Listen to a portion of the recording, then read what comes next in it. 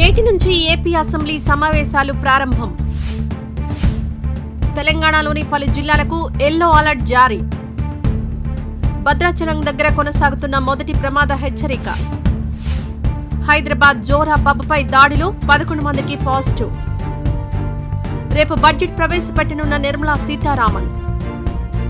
ముంబైలో భారీ వర్షాలు, 36 విమాన సర్వీసులు రద్దు. అమెరికా అధ్యక్ష ఎన్నికల బరి నుంచి తప్పుకున్న బైడెన్. విశ్వాస పరీక్షలో నెగ్గిన నేపాల్ ప్రధాని కేపీ శర్మ ఓలీ. 2050 నాటికి భారత్లో వృద్ధుల జనాభా రెట్టింపు యుఎన్ఓ.